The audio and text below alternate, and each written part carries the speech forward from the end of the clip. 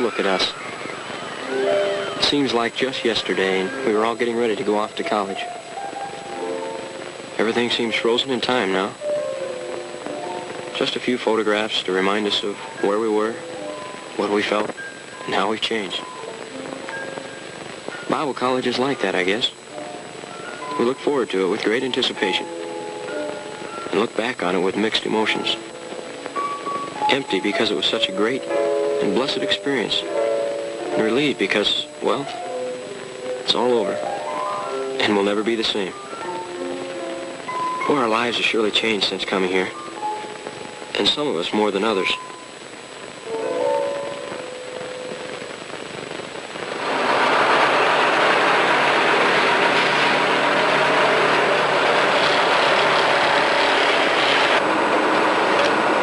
How you doing? Pretty good, pretty good. How was your trip? All right. Carry your bags and load them up. All right, let's get them. What made you transfer to Pillsbury? No, a lot of reasons. Like what? The Lord give you a new direction? Didn't realize the Lord cared that much about my transferring. Sandy's really looking forward to seeing you. She wrote me in her letters about some kind of, well, I think she called it practical Christian work in churches. Yeah. I hear you play trombone. Why? You in this church work too? Well, actually, I'm one of the extension group leaders. Roommate, group leader, and he knows Sandy. All sounds a little too convenient. We're just well prepared is all. That's yours there. Where should I put these? Oh, anywhere for now.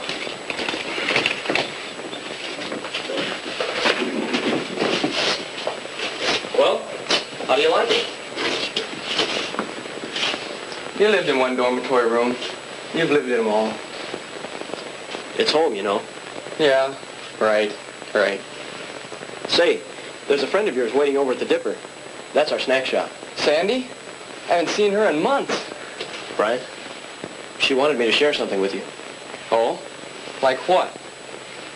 Let's talk about it on the way. Sandy's got any talking to do, she can do it to me. Yeah. Brian was different. He lived in a dormitory with a guy for 2 years. You study with him, laugh with him, pray with him. Dormitory life, even at a Bible college, can bring out the best and the worst in a guy.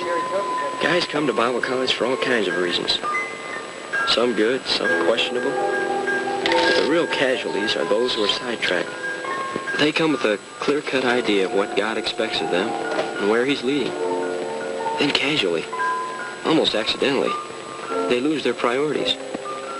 Others fall victim to popularity, poor grades, or social activities. Before long, they're gone. And there were guys like Brian. Guys who really didn't know why they were there. It was ironic, really. Because Sandy did. She was something very special.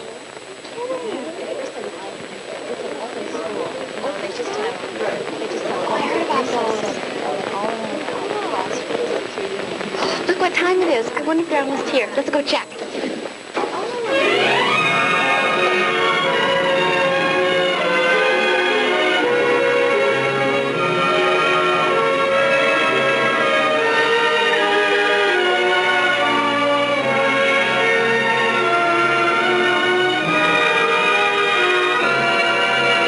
Hi, Brian.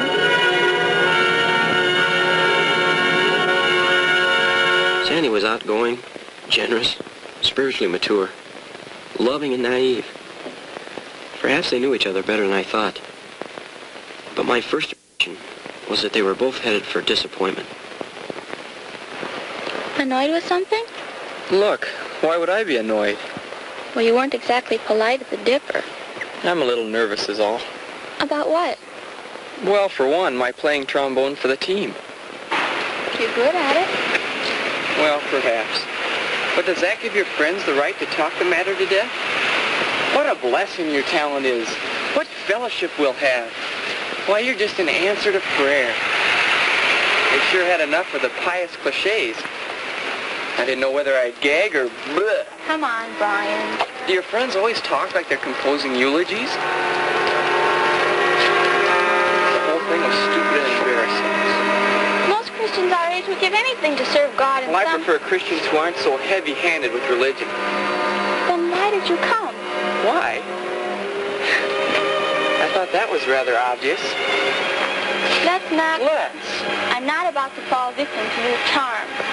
I'm going to practice. What? You mean marriage has lost its appeal? You assured me that wasn't your motive. I've rethought my priorities. So have I. Well, I'm tired of sainthood. You don't have to shout. And I didn't come here to learn how to be a fanatic. Let me assure you of one thing, Brian Kavanaugh. You didn't come here for me either. Come on. I'll walk you to the music building. There's no need to. Sandy? I prefer you didn't. Time had separated them. And college would only intensify their differences. Take a hometown romance based on a rather shallow definition of love. The girl, a devout but naive Christian. The boy, coming from a Christian home but giving every indication of the opposite. Show them both in a Christian college where outward displays of affection must be disciplined and tempered. And you'll have a situation worth plenty of Kleenex in the girls' dormitory. Sandy, what's wrong? It's Brian, isn't it? Oh, Jeannie. Poor Greg. I even asked him to get through to Brian. And that didn't work either.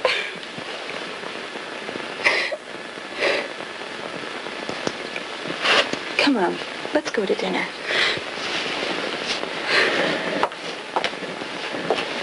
He's not the same, Jeannie.